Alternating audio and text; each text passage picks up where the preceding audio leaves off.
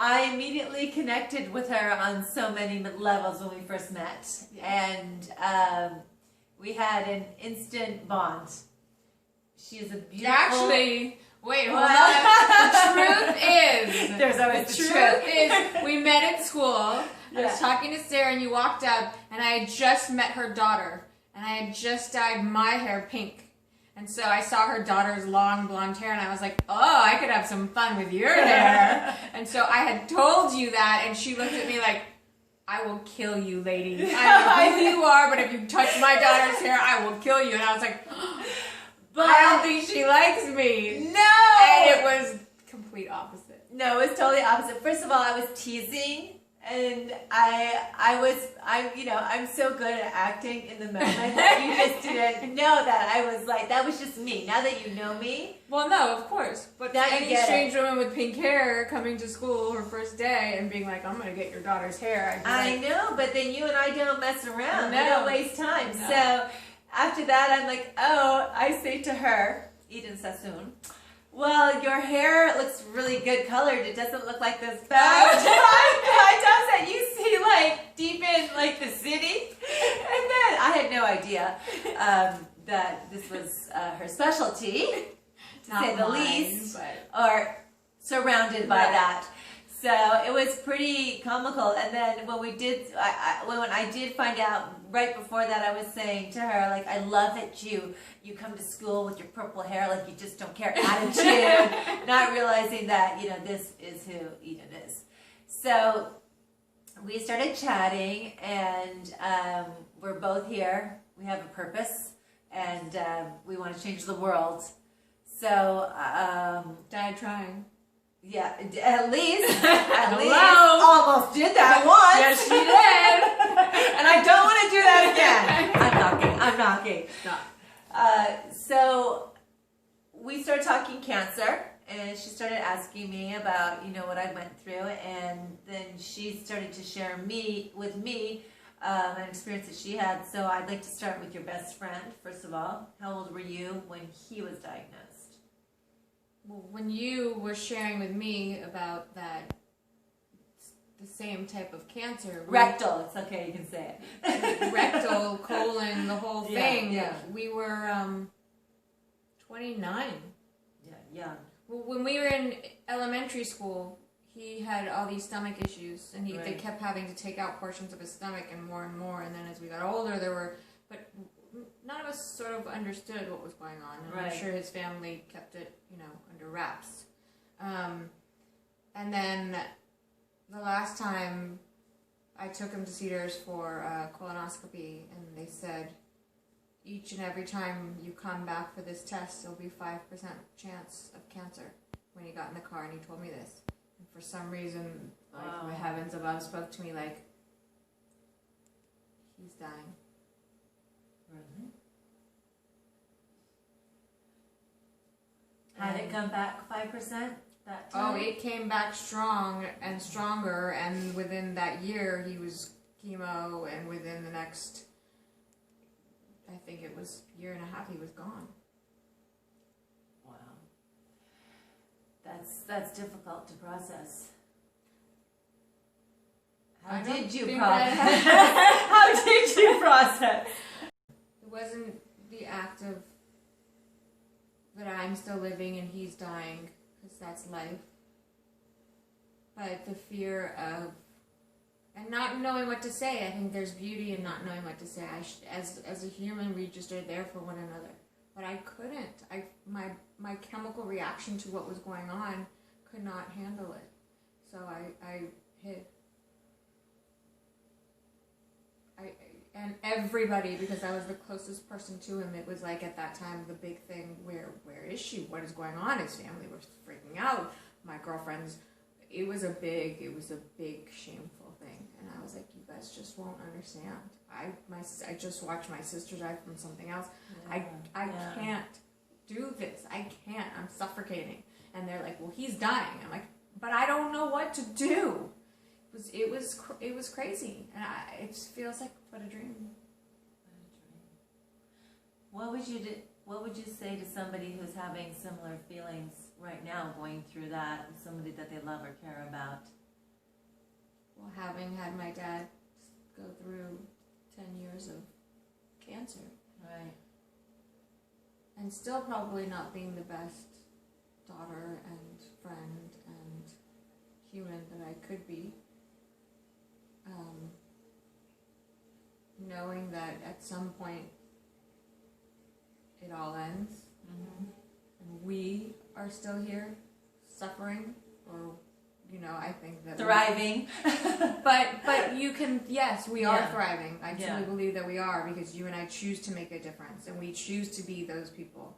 But it's hard. It's not easy. No. It's not easy being human and No. having all these choices, and you have to decide to be that person and Absolutely. a better person. Yes. And so people call it suffering. Living on this earth is suffering. So to let go and be there might be a whole different ballgame. Who knows? I would say, do everything in your might and your power to be present as much as you possibly can. Whatever that feels like to you. God forbid anything happen to you as my friend. I know now what I would do different. Right.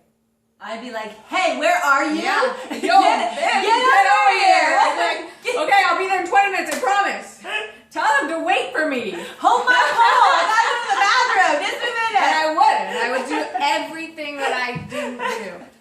And because coming up against that fear, even with my father, and sitting by him through his chemo, and watching death happen was the most frightening yet the most beautiful thing you can possibly do.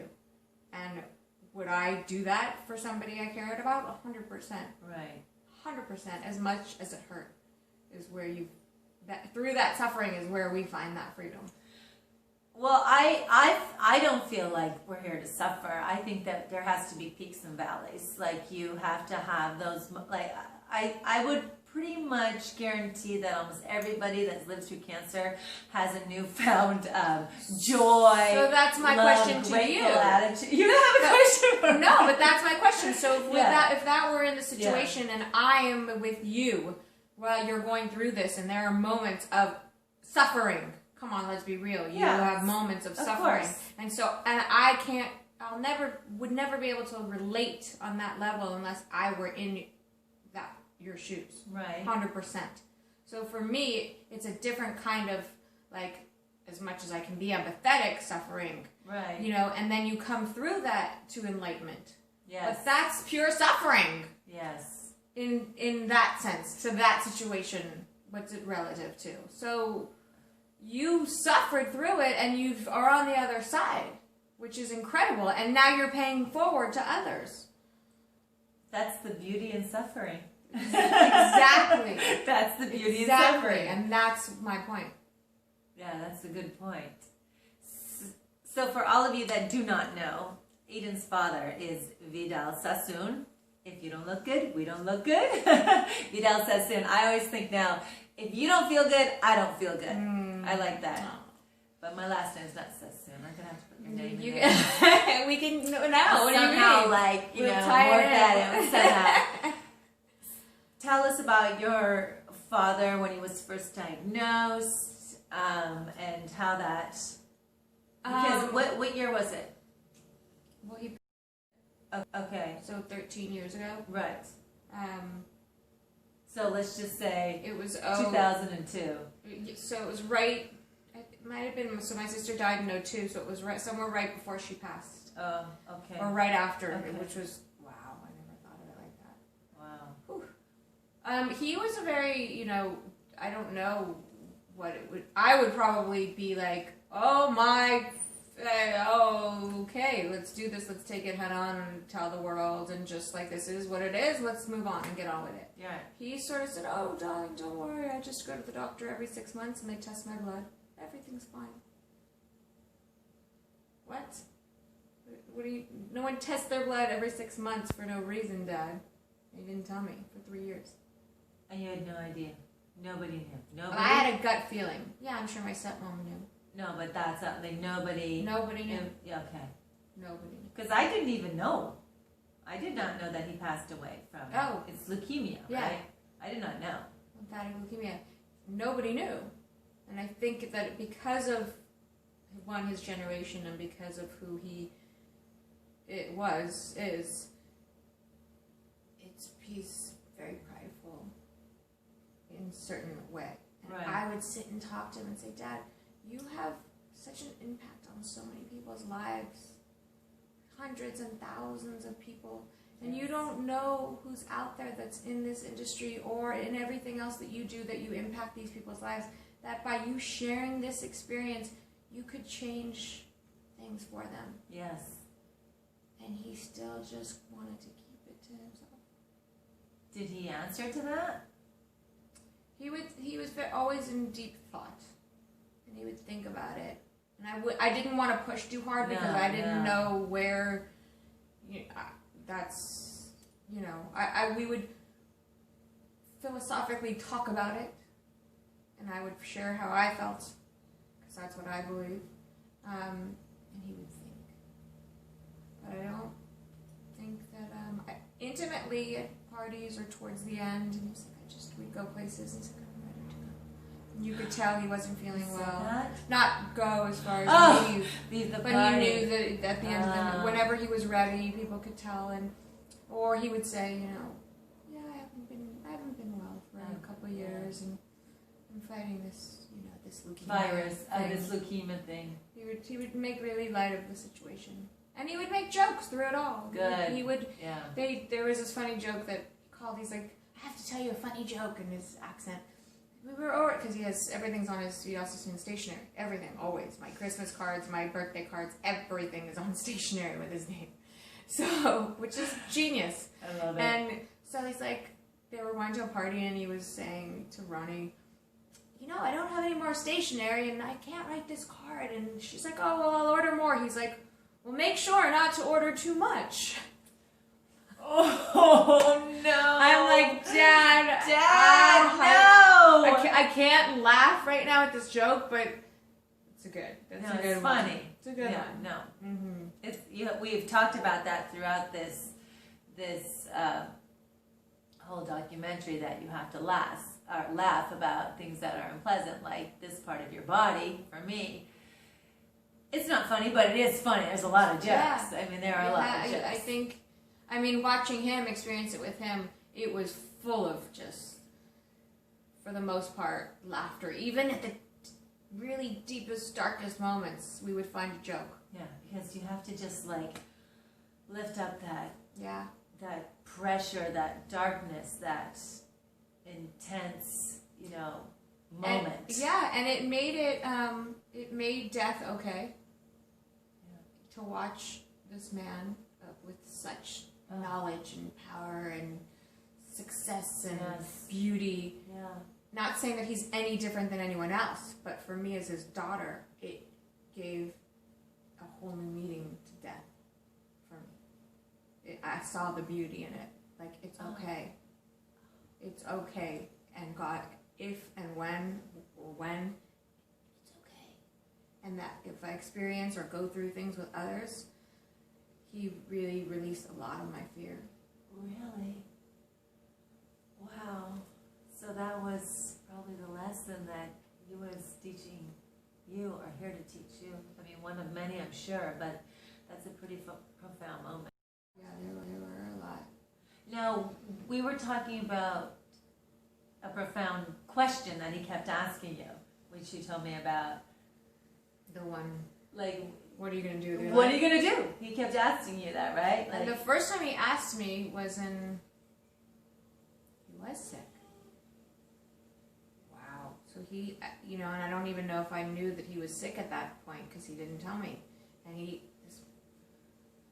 is weird. So all this time he's dying, and he knows that he has an incurable disease, and he sits me down and says, so what are you going to do with your life? Right. And who are you? And how are you going to make a difference? And I'm thinking, what's going on here? Like, I just had 2 kids, I'm married. But he's right. I'm miserable. And here it's coming from a man who's dying, and I have no idea. I'm thinking he's just being like, Dad was really smart enough to write a book with Aristotle and Plato and the rest of them. So I'm like, this is a great conversation, and he's really messing with me. But he's dying. This is where and this is all right now. It's coming to me now. Right. These questions were coming from a man who knew he was dying. Oh my God! That's why he it was means probably the whole asking that. Yeah. Well, Yeah. it just hit me now. Wow. This whole time I was like, yeah, my dad sat me down one day and said, "What are you gonna do with your life?" And thank goodness he did. Yeah. What did you say? I was really taken back, and I was like, I did say I'm a mom. I have the kids. I'm married, and I left. I went to therapy. I went to my therapist. One question from Dad and therapy. Oh my God! And I sat back, and I'm like, excuse my language, but I was like, shit, he's right. What am I gonna do?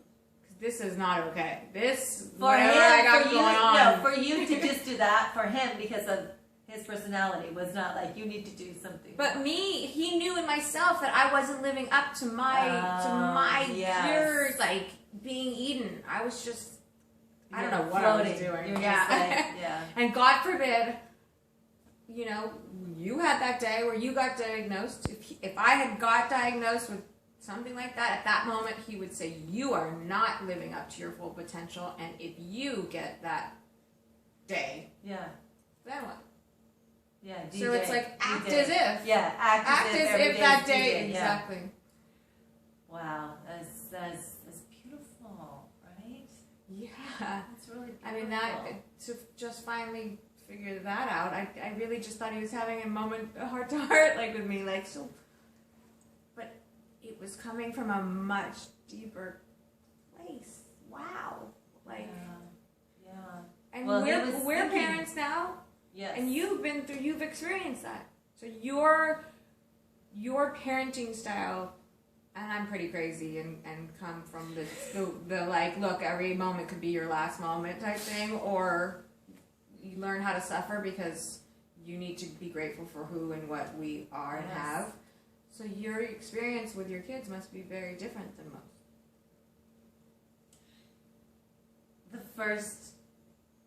The first weekend, I was diagnosed on a Friday, and I didn't find out where it was exactly or how much I had, if it had metastasized. I didn't know any of that, so I had to wait that whole weekend. And it was Valentine's Day weekend, and every time I would look at my kids, which was often, I had to turn away, and I had to pretend like everything was fine. And in my head, I was making videos for them, like, okay, now you're 13, this is what's gonna happen. Come on, now you're 17, Sophia. Like, I was going through that whole terms of endearment process in my head, like, if I'm not gonna be here, what am I gonna do to not only leave a part of me here, but to share all the wisdom that I want to, and all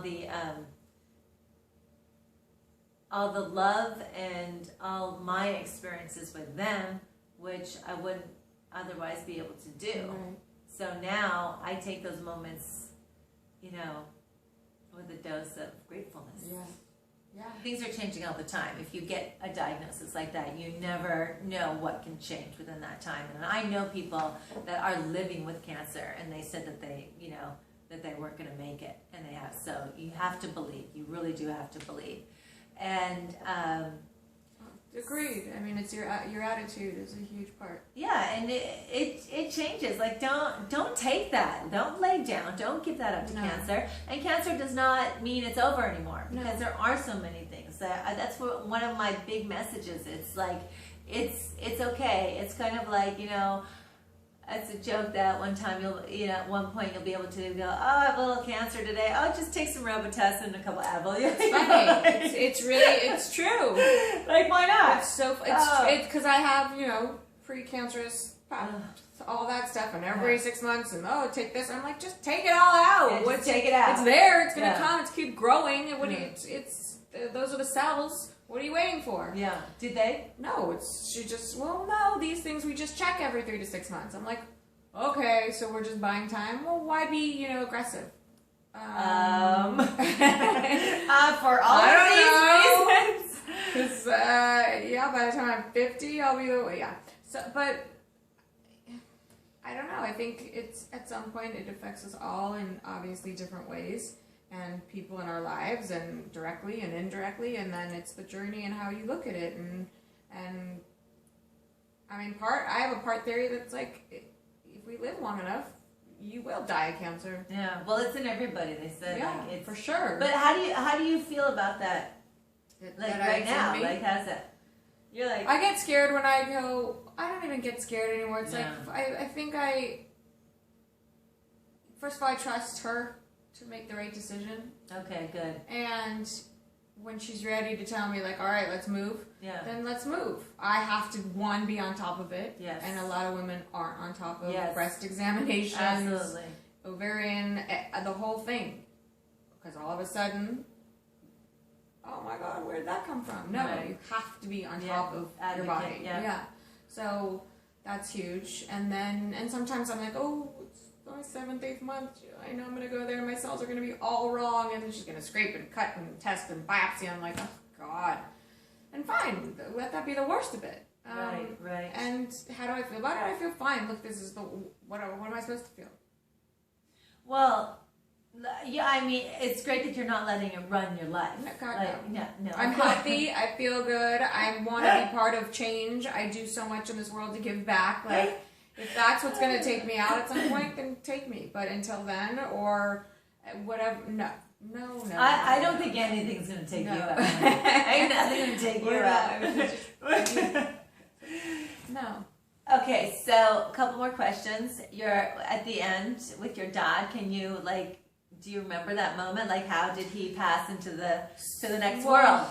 So we were at chemo. He had 2 days of his last chemo treatment, and I had an infection in my thumb, and I was at the center. Yeah. And I was like, I'm going to go ask the nurse what she thinks. And she goes, you need to go to the doctor and have them take it and get the blood out, and you have a big problem.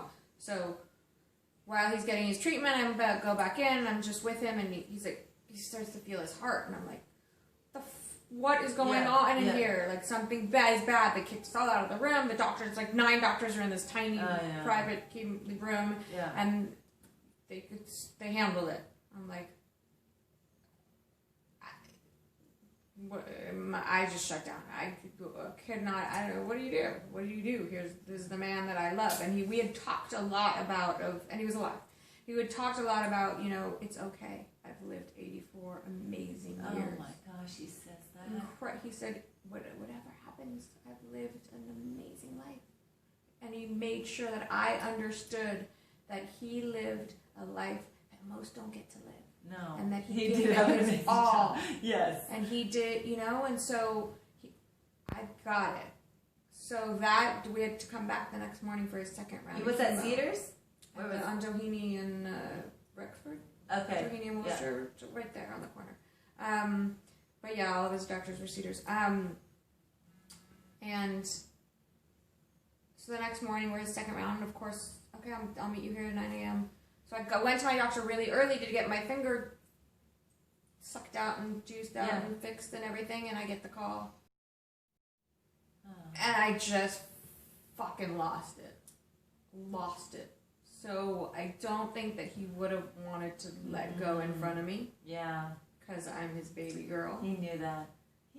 Yeah. And they had some moments in that morning together, so he knew he was kind of going. And he said the boat was coming. He said that? Mm-hmm. He said the boat's coming. Mm-hmm. So she kind of knew, and then his heart stopped. And I don't know, had I been there, it would have been really hard for him. Really, really hard for him. And so I was on my way to his house when he passed. Wow. And then I got there, and I cleaned him up, everything. I cleaned his body, Just like we do to our kids when they're babies.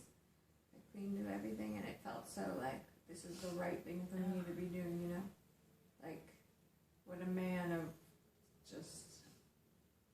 And it was because one of his last times in the hospital, they had the toilet thing. What are they called? The toilet, the ones in the room, you know? Yeah. So they bring it by the bed. Oh, the bedpan. The actual.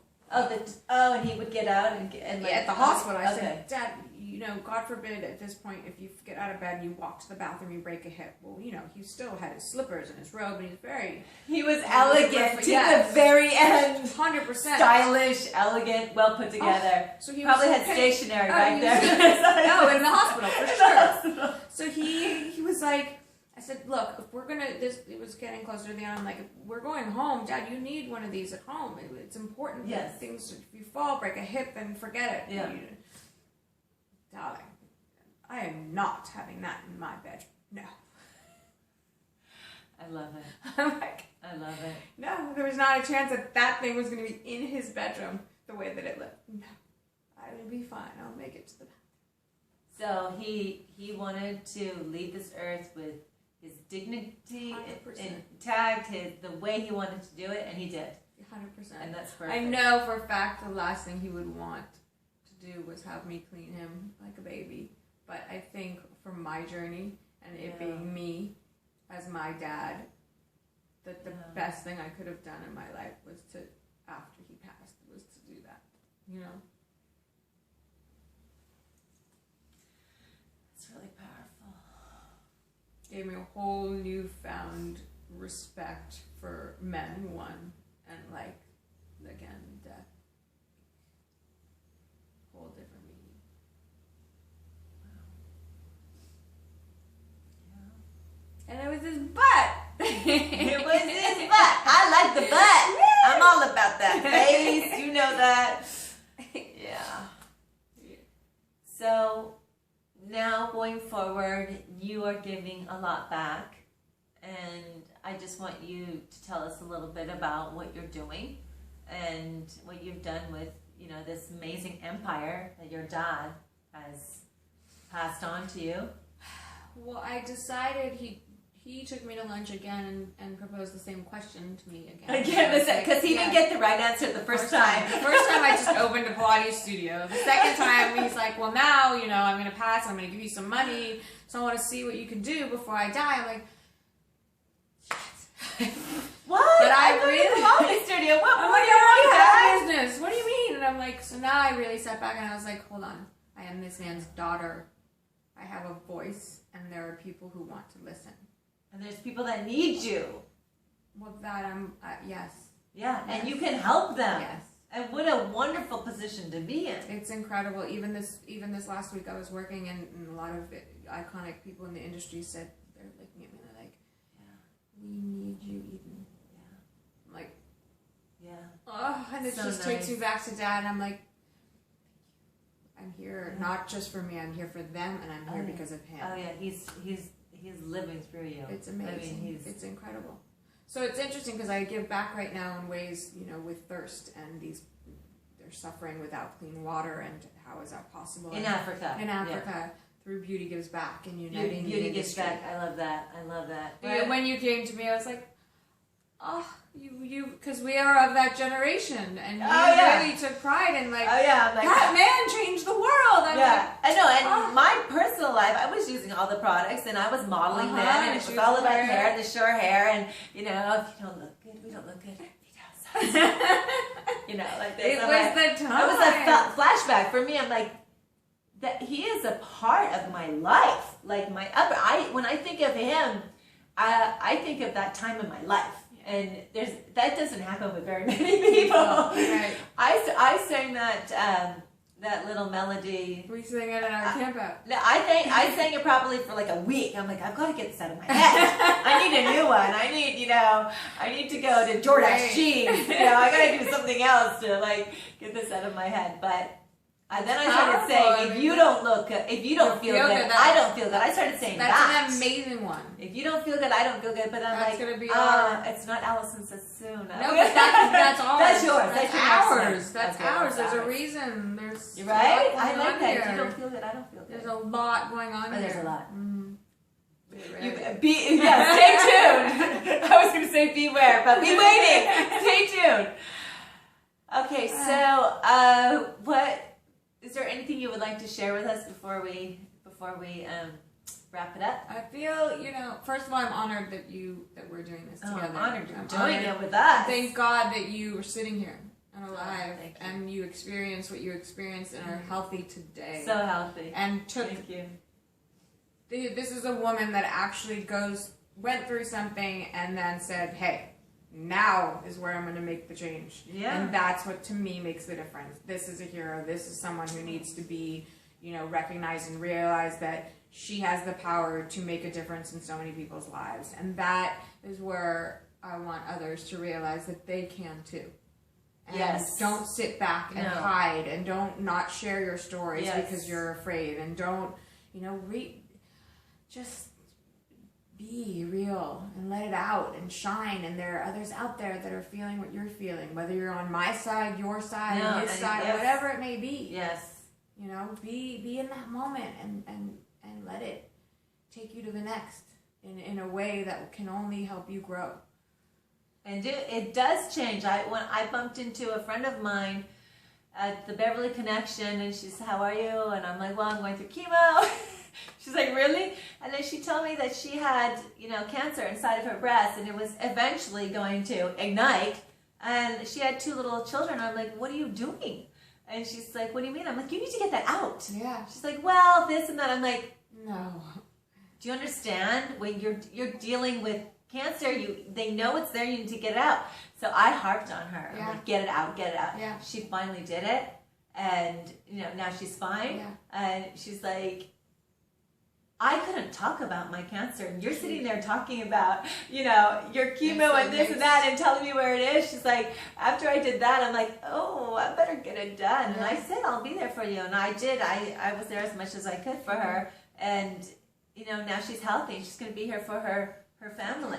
Yeah, her kids, which is amazing. It's like, so share your stories, exactly. whatever it is. It doesn't even have to be cancer or anything. Depression, it doesn't matter. That's anything. a big one too. So, but in honor of my best friend who's still living, she's a survivor of breast cancer. Yes. And she had a mastectomy, and she called me one day and told me all this, and blah, blah, blah, and then she moved out here, and I was like, look, I don't know what's going on. I don't know what the doctors do in New Jersey, but let's figure this out.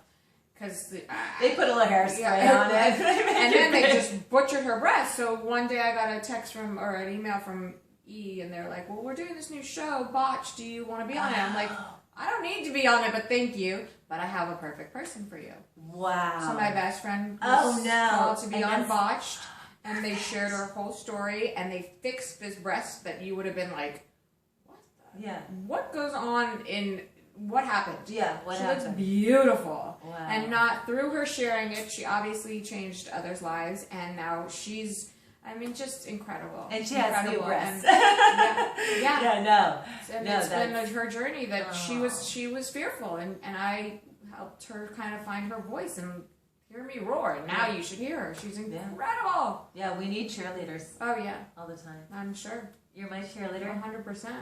And I'm yours. I know. We're cheering with you.